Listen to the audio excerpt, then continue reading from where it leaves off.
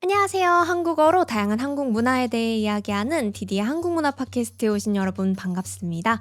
여러분 저번 한 주도 다들 잘 보내셨나요? 5월인데요. 여러분들은 5월 어떻게 보내고 계신가요? 저는 어제 한 가지 일이 있었습니다.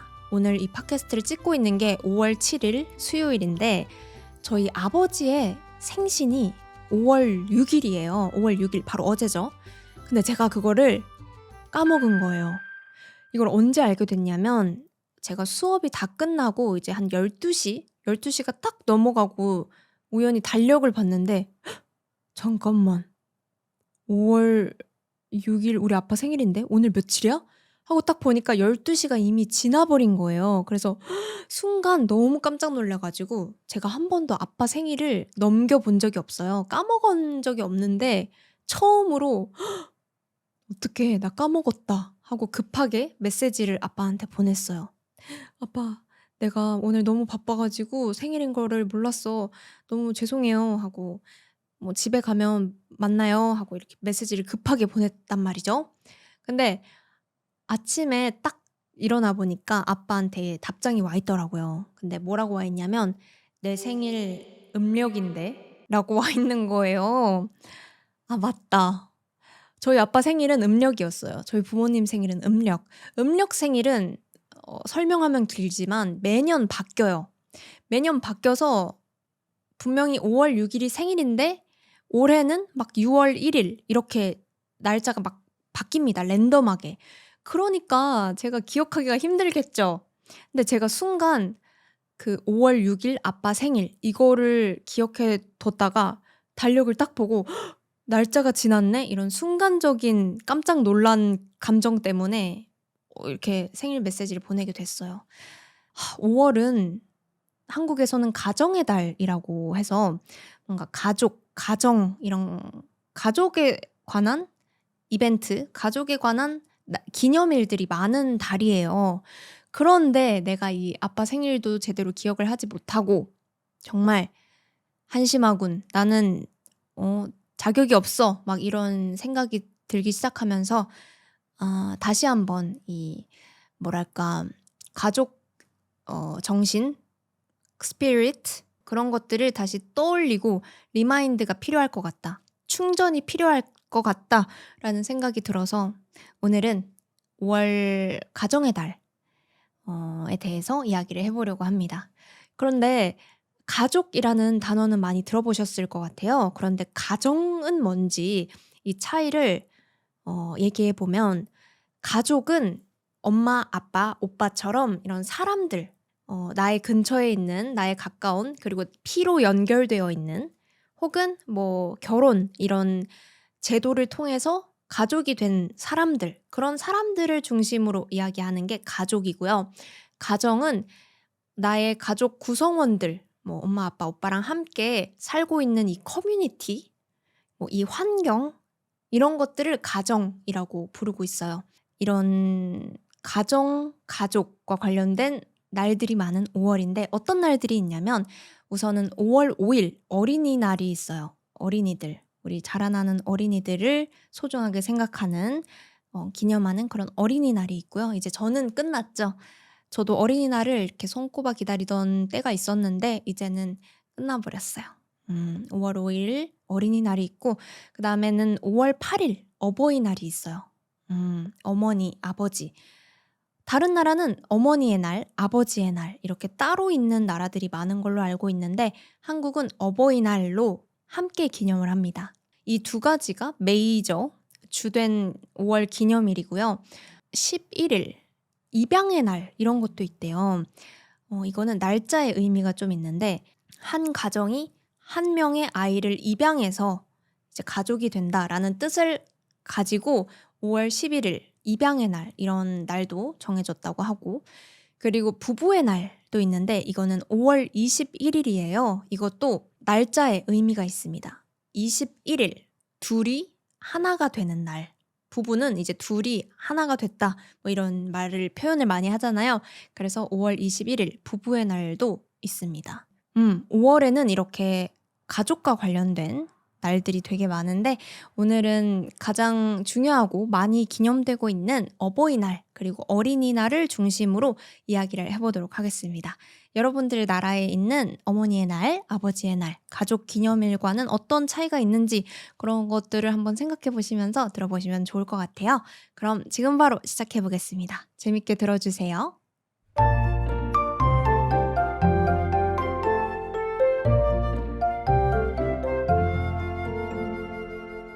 네, 그러면 5월 5일 어린이날 먼저 이야기를 해볼까요? 5월 5일은 이제는 저랑은 상관이 없는 날이 돼버렸습니다. 어렸을 때는 진짜 크리스마스보다 더 좋아했던 게 어린이날이었거든요.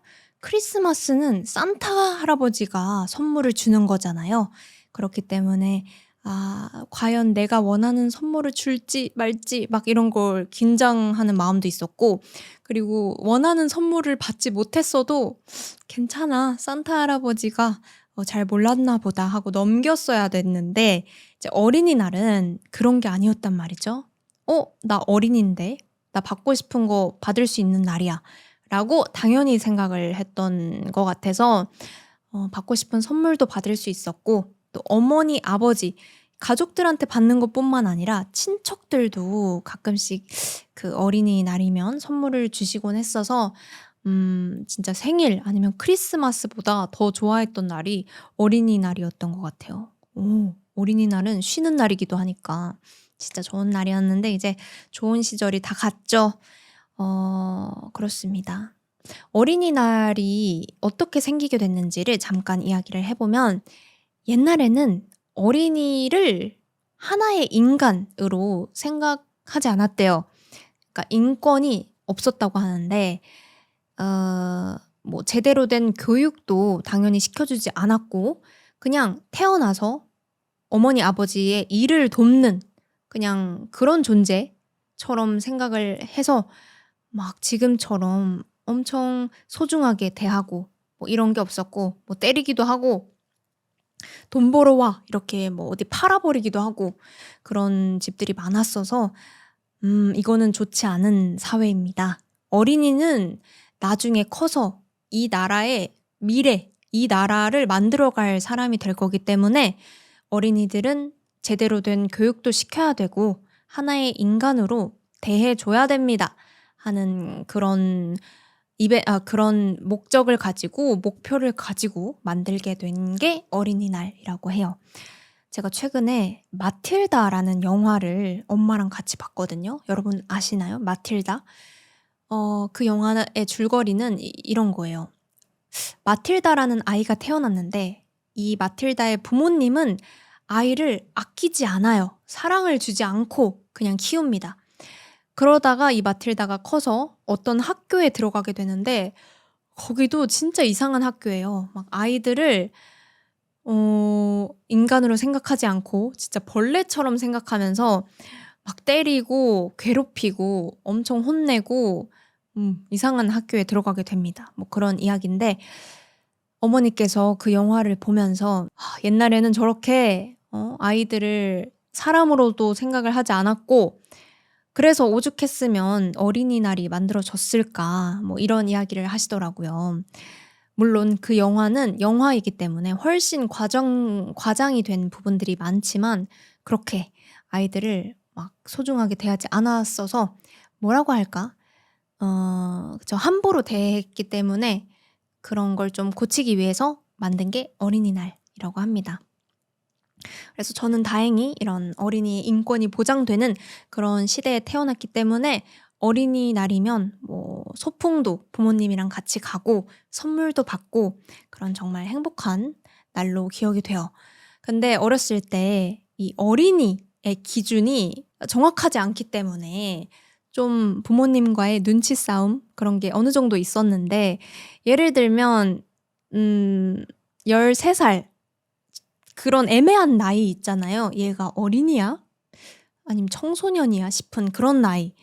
그런 나이일 때는 이제 더 이상 갑자기 선물도 없어지고 용돈도 없어지기 때문에 최대한 마지막까지 저 어린이에요 하면서 용돈이랑 선물을 받았던 기억이 있습니다. 그래서 최대 진짜 맥스로 받으면 한 중학교 때까지는 어린이라고 생각해서 선물이랑 용돈을 받았던 것 같습니다. 좋은 날들이었네요. 그리고는 이제 어버이날이 있죠. 저도 내일이 어버이날이기 때문에 이렇게 저희 부모님께 드릴 선물을 고민하고 있어요, 지금. 어버이날의 상징 같은 꽃이 있는데요. 아마 다른 나라도 비슷한 꽃들이 있을 것 같아요. 바로 이 카네이션 꽃입니다. 짜잔. 근데 여러분, 이 부모님한테 어버이날에 왜 카네이션을 주는지 알고 계시나요? 저는 사실 잘 몰랐거든요. 이 어버이날, 이 생긴 거의 유래부터 먼저 보면 좋을 것 같아요. 어버이날은 미국의 어머니의 날로부터 영향을 받아서 만들어진 날이라고 합니다. 근데 미국은 어머니의 날이잖아요. 그래서 한국에서도 어머니의 날로 좀 기념을 했었는데 이제 아빠들이 뭐야, 왜 엄마만 챙겨줘? 왜 아빠들은 안 챙겨줘? 이런 목소리를 내기 시작하면서 이제 알겠어요. 아버지도 같이 챙깁시다. 해서 어머니 아버지를 함께 부르는 어버이날, 옛날 한국어예요. 어버이날이라고 부르게 됐다고 해요. 그리고 이 어머니의 날, 미국의 어머니의 날을 만드신 분이 카네이션 꽃을 엄청 좋아하셨다고 해요. 그래서 이 어머니의 날에는 카네이션 꽃을 주는 문화가 생겼다고 하고 이제 한국에도 그 문화가 들어와서 아직까지 카네이션을 주고받고 있습니다. 이 카네이션은 또 선물할 때 주의할 점들이 있는데 한국은 보통 빨간 카네이션 아니면 핑크색 카네이션을 많이 선물해요. 그런데 간혹 가다가 흰색 카네이션 아니면 노란색 카네이션을 팔 때가 있거든요. 근데 이거는 다른 의미가 있기 때문에 조심을 하셔야 돼요. 흰색 카네이션은 부모님이 돌아가셨다라는 의미가 있고요. 그리고 노란 카네이션은 뭔가 배신, 미워, 증오 이런 의미가 있다고 하니까 이제 노란색 예쁜데? 우리 엄마 노란색 좋아하니까 노란색 카네이션 선물할까? 아니면 하얀색 카네이션이 있네? 너무 예쁘다 하고 사서 선물해 드리면 굉장히 어색한 상황이 만들어질 수 있기 때문에 한국의 부모님들한테 선물을 할 때는 꼭 이 빨간색 아니면 핑크색 카네이션을 선물하는 것 조금 중요한 포인트가 될 것 같습니다. 그래서 제가 생각했을 때 이 카네이션은 생일의 케이크 같은 존재인 것 같아요. 그래서 사실 이런 꽃 선물 별로 안 좋아하시는 부모님들도 많거든요. 그냥 어버이날에 현금으로 줘라. 돈으로 주면 좋겠다. 이렇게 생각하시는 부모님들이 많을 거예요. 하지만 뭔가 빠지면 서운한 생일 케이크가 빠지면 좀 서운한 느낌 있잖아요. 이 카네이션도 약간 그런 존재인 것 같아요. 뭐 용돈이나 아니면 선물 이런 거를 드리는 것도 좋지만 그거랑 같이 왠지 함께 드려야 될 것 같은 그런 것으로 남아 있습니다. 그래서 저도 일단 카네이션을 사긴 샀는데 아직 선물을 못 골랐어요. 큰일 났어요. 그래서 내일 어버이날인데 여러분들은 어버이날, 어머니의 날, 그리고 아버지의 날 때 무슨 선물을 주시나요?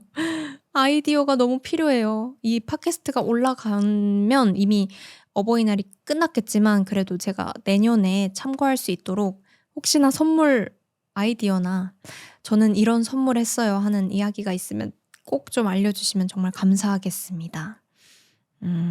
뭐 한국에서는 보통 건강식품, 뭐 비타민이나 아니면 홍삼 같은 건강식품을 주기도 하고 아니면 스포츠 좋아하시는 부모님이면 골프 용품이나 그런 것들을 드리기도 하고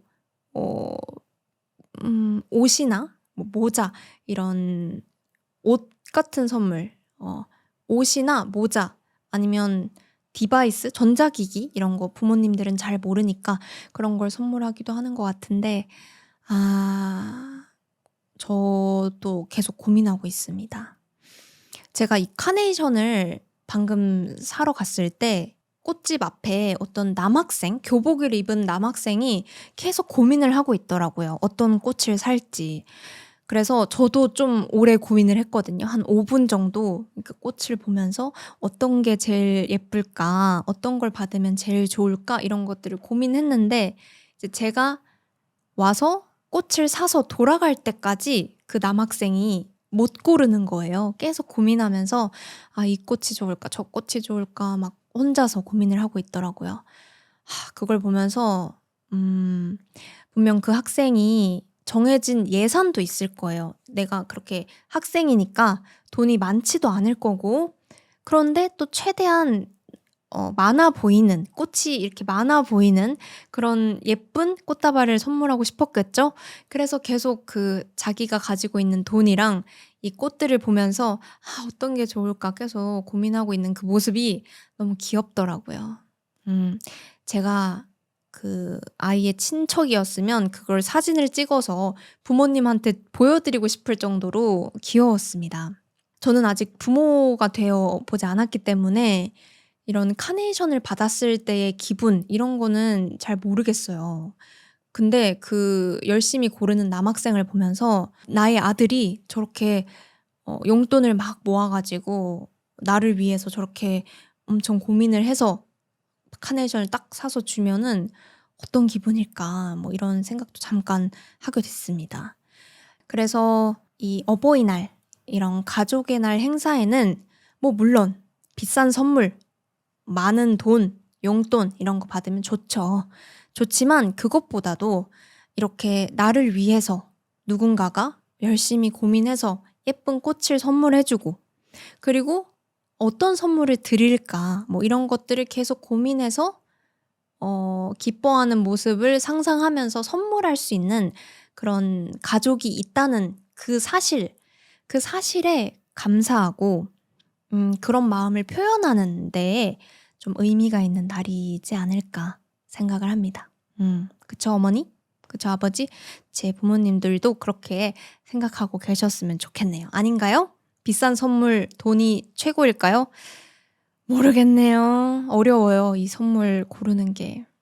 하지만 저는 그 꽃가게 앞에서 꽃을 열심히 고르는 남학생을 보면서 중요한 건 저렇게 생각하는 마음, 그리고 저 마음을 표현할 수 있는 누군가가 있다는 그 사실이지 않을까. 그런 것들을 좀 생각해 볼 수 있는 달이기 때문에 어 굉장히 행복함이 넘치는 그런 5월이지 않을까 생각을 하게 됐습니다. 네, 그럼 여기까지 5월 가정의 달, 어버이날, 그리고 어린이날에 대한 이야기였습니다.